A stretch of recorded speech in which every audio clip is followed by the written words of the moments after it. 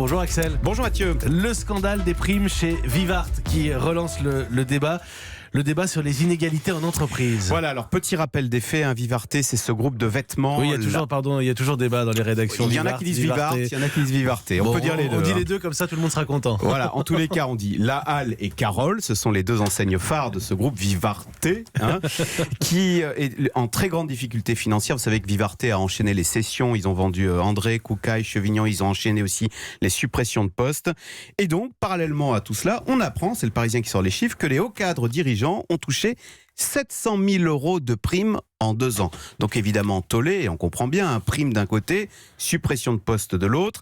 Alors pour sa défense, la direction explique que l'entreprise est en pleine restructuration et elle a donc besoin de garder en son sein certaines compétences très pointues qui sinon s'en iraient.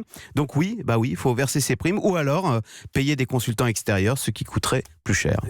Et donc, si je vous suis, Axel, si ces primes sont justifiées, circulées, il n'y a rien à voir ? Si, justement, il y a un problème parce que ces inégalités, on le sent bien, sont de moins en moins bien acceptées dans la société. D'abord, parce qu'elles sont plus visibles qu'avant. Aujourd'hui, avec la transparence et les réseaux sociaux, tout se sait, tout se voit, y compris la vie dorée des plus fortunés qui s'étale sur Internet. Et puis, surtout, dans un monde avec peu de croissance et peu de perspectives, le patronat lui-même ressent bien la nécessité qu'il y a justement à mieux partager les fruits de cette maigre croissance. Et c'était d'ailleurs le thème de l'université d'été du MEDEF, il y a 15 jours. Et on y entend désormais dans cette université des propositions qu'on n'entendait pas auparavant, comme Alain Minc, qui n'est pas le plus révolutionnaire des économistes. Alain Minc, qui explique que oui, puisqu'on ne peut pas augmenter les salaires à cause de la concurrence internationale, alors oui, il faut mieux partager le capital et les dividendes et donc, par exemple, distribuer des actions gratuites, 10% du capital, dit-il. Alors non pas aux cadres dirigeants, comme on le fait d'habitude,